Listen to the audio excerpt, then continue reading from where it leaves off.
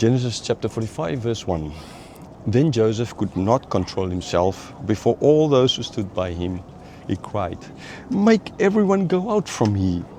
So no one stayed with him when Joseph made himself known to his brothers.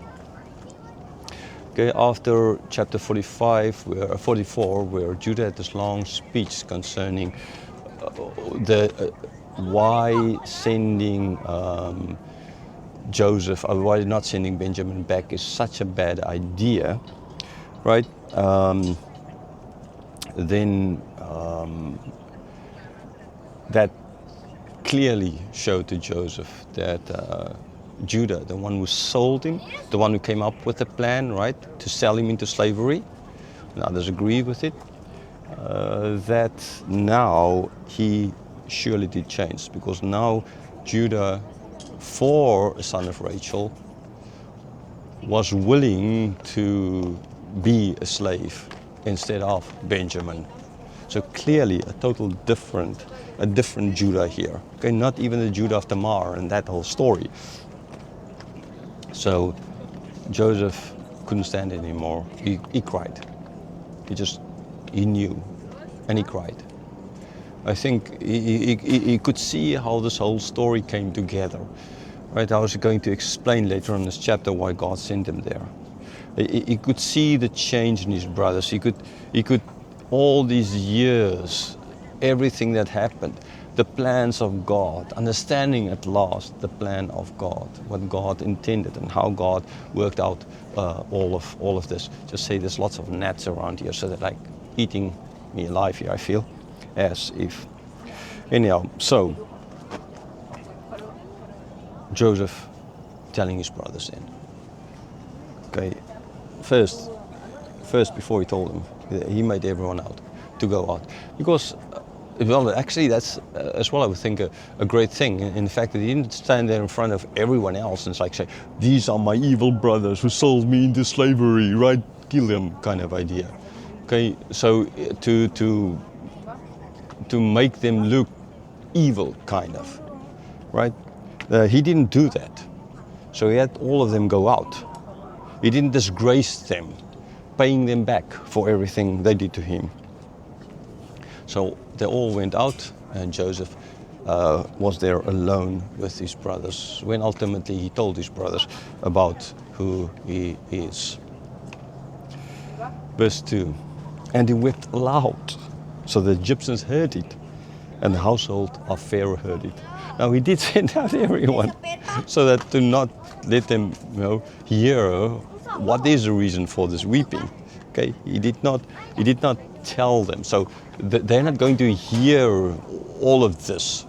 Okay, we don't know if later on they told or whatever happened. That's not the point here. The point is he made sure that other people didn't hear all the gory details about how his brothers sold him into slavery. Okay. And but the crying, yeah, he had no problem that people hear him cry. He had no problem with others hearing that his brothers, that his brothers came. He had no problem with that. Okay, so there was no problem with that. So for Pharaoh to hear, so it's not a contradiction here that they sent him out and then he cries and everybody hears about it, right? So there's difference. He sent them out so that they won't be part of that and they won't hear all the gory details. But now he had no problem with them hearing that his brothers came. Absolutely no problem with that. Okay, that's a great thing, isn't it? So the Egyptians heard it. Even the household of Pharaoh heard it. Verse 3.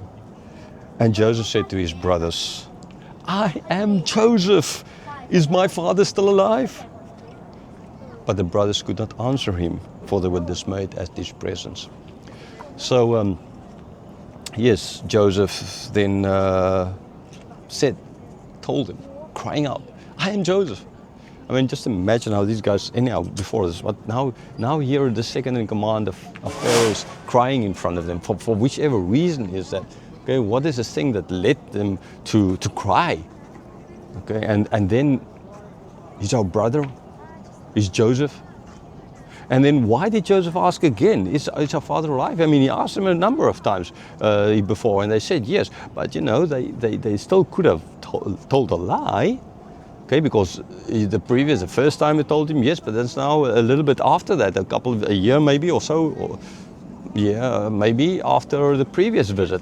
So now they knew that Joseph knew that they have a father. And so when Joseph asked earlier in the previous chapter about the father who's still alive, they could have lied because they didn't want to say no, and if there's now dead, then there's no need to take care of them, and if there's no need to take care of them, then Joseph can just put them in prison there, okay, and make them slaves because there's no father anymore to take care of it. And them trying to get Benjamin out of this is just, or using Jacob as, he's going to die if this doesn't happen. I mean, they could have been lying. So yes, he's asking, he's making sure, he's just making sure again, and now there's absolutely no reason for them to lie. Okay, lying here is not doing anything for them from that side. So that is just, a simple explanation as well for why he asked. They could not answer him. They was dismayed. Yeah, sure, they were dismayed. I mean, wow, just imagine, just think of what they did to him. Okay, and like I said in the introduction, so in Joseph has all the power. This is not a democracy, or this is not a country run by where you can appeal to the court of law, for example, okay? Whatever the man in command wants to do, the man in command does. Right? Simple as that, okay? That is as simple.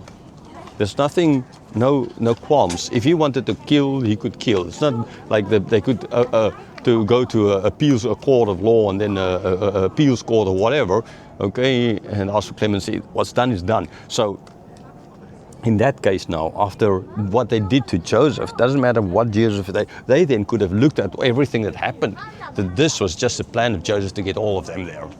Okay, so Benjamin wasn't there the first time, and he wanted Benjamin in on this, and he wanted to kill Benjamin as well. He wanted to enslave them all.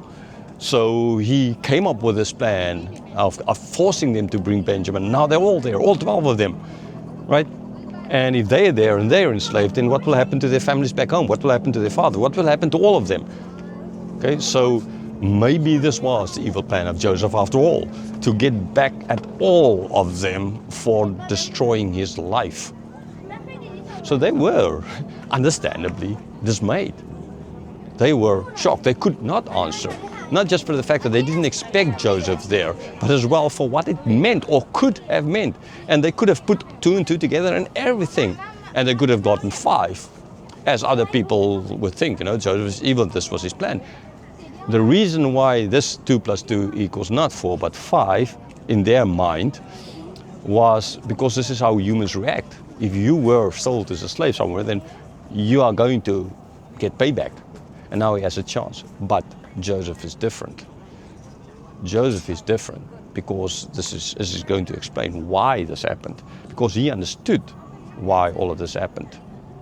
Now the last piece of the puzzle is there, and he can understand. And that is why there was no reason ultimately for them to be dismayed, why they were safe, because Joseph is going to explain. So as well, their reaction was that they expected Joseph to be like that, to have payback time now.